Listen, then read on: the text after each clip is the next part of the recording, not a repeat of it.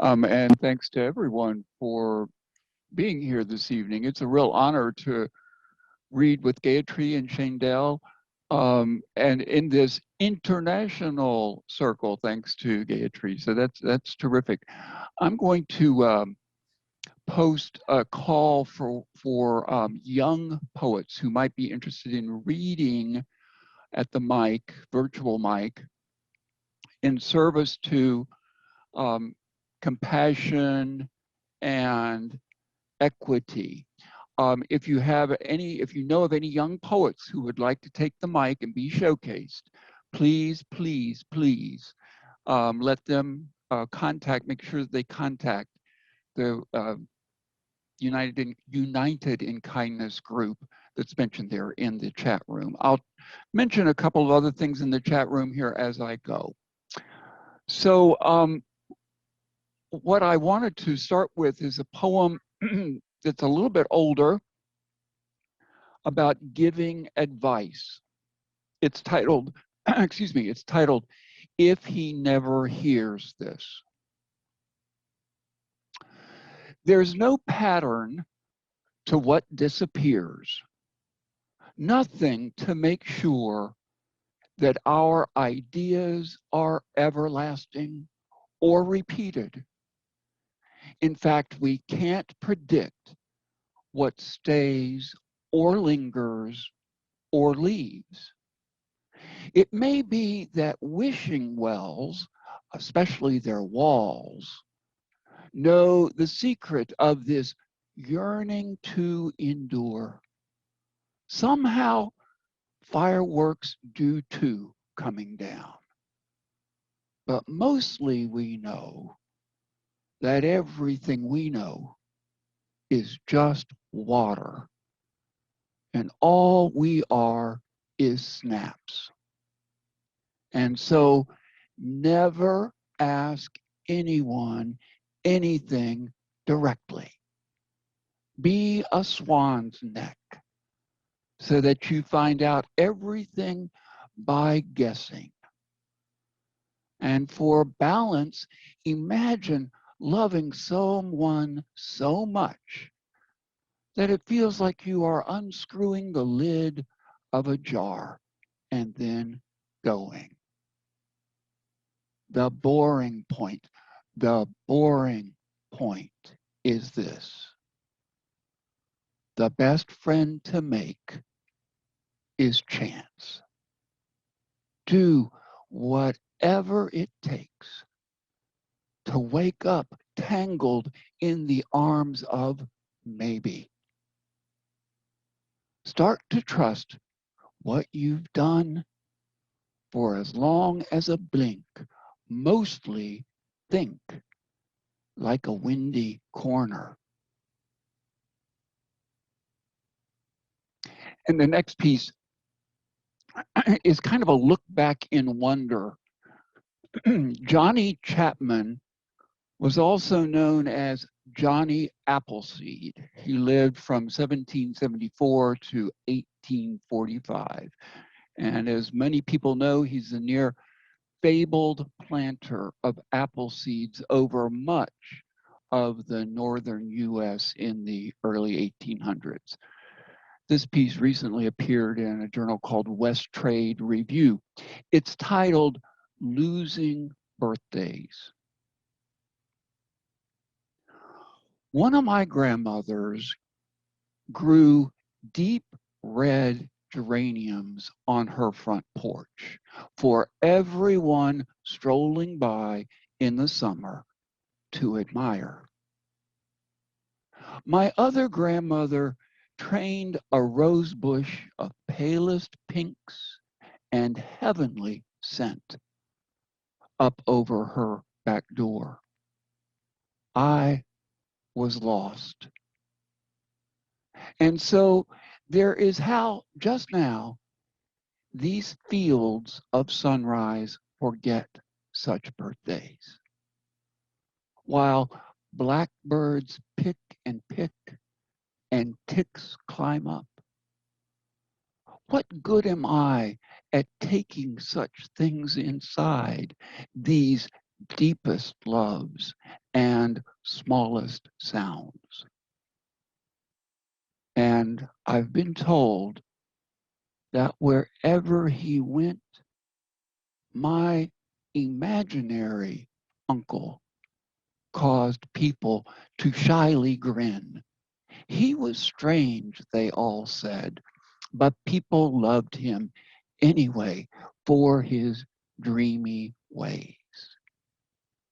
He was just like Johnny Appleseed, who I still believe dropped barefoot seeds on every spot that could be found, poor or steep, year by year, from here to then.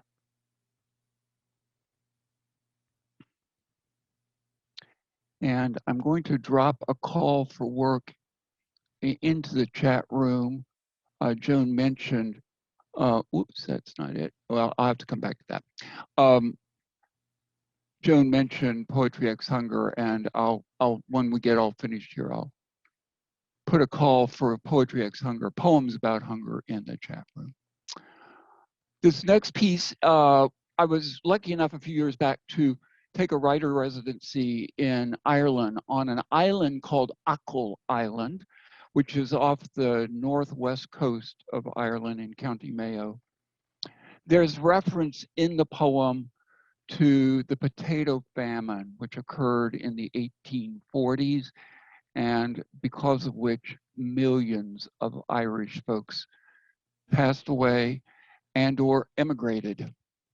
In order to get to Achill Island from the mainland, you have to go across Achill Sound. And this piece is titled Achill Sound. When the roads curve like sound and dip as if lifting to bow, whenever all thoughts round or cluster, or when hearts call down, is Ireland. And as rich when poor was, or as wise as bare heads in snow seemed, and as twigs so frail broke into song, and as true as any blight or potato could be, was Ireland. So when sand laps the senses, or salt drips the edges as dreams, whenever hope streams through such heavens, and moss comes home, or hearts beam down, is Ireland. My love song to Ireland. This next piece, I apologize if some of you have heard it before. We've several of us, I think, have met and heard each other on Zoom in the Zoomosphere. This one is read with loving respect in another voice. It's titled Smart, Dumb. She was born inside out, the size of a heavy orange. And the story goes that she was wobbly from the very start.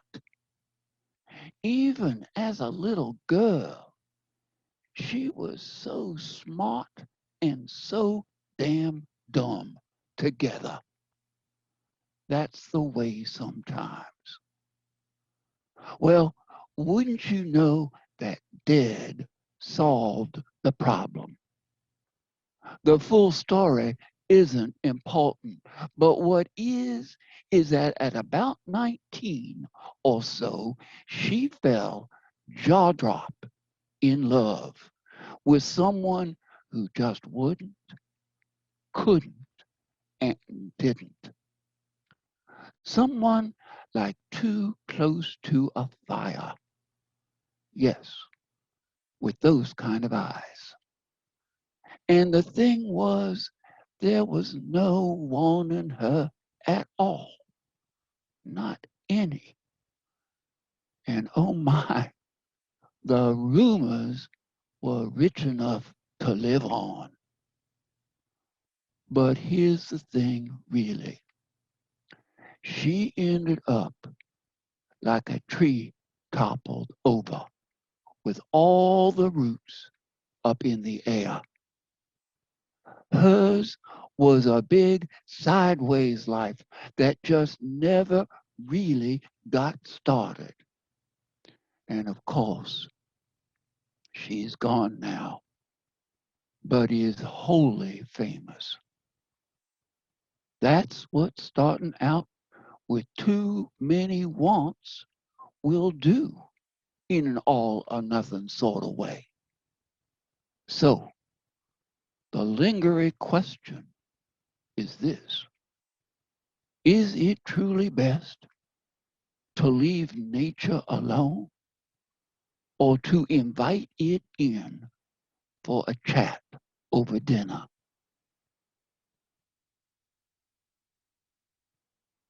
And here's an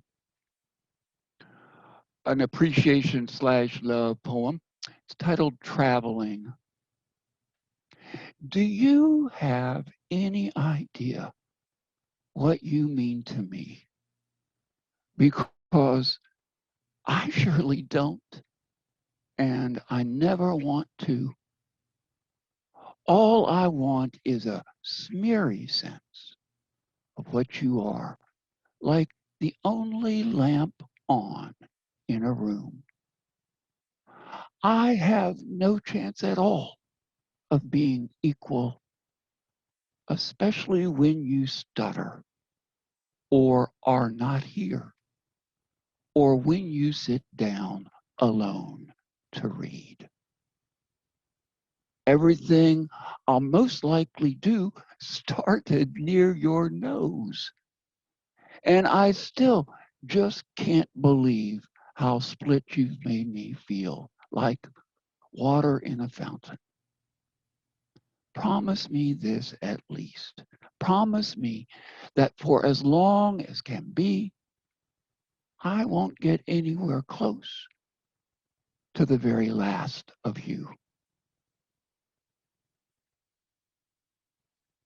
Next piece is about the county fair of life. It's titled One More Thing.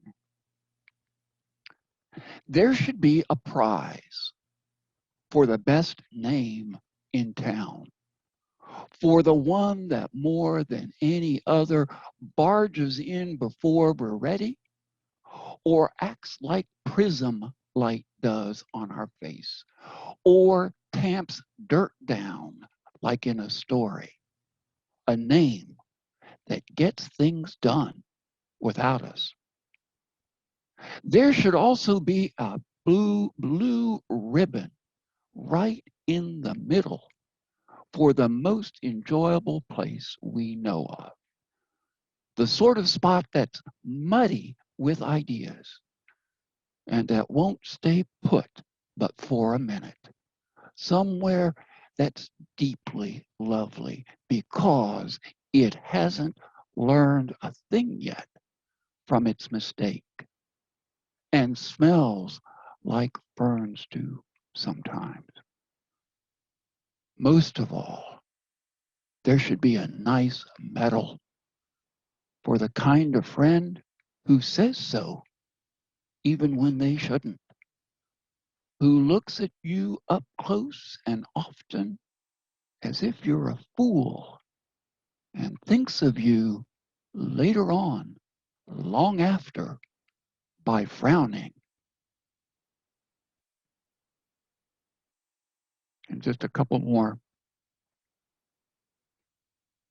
This one also is another love poem. It's titled Boat. You see, I don't care if his hair is combed bad. He is my son. I love every shoestring of him. every bit that he thinks he knows. 15 years. I don't care what he becomes because he'll become something. Look at him. He'll become more than those red ears or grinning legs. He'll become even more important than midnight. More and more I hold him by his shoulder less and less. And when I do, it's as if he can't be here forever. I think I'll get him a boat to carry and then watch him like the minute that just went by. In the long run, nothing I do will matter. I know that. But look at him, especially when he's reaching for something. There must be a whole other world out there somewhere that's missing him.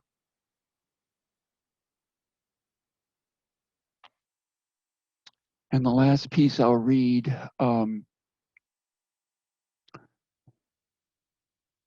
is a fairly new piece. Imagine yourself stepping out on a front porch, looking up, looking out to a field, sun is rising, so on. It's one of the poems I call my gratitude poems. It's titled Quiets Come.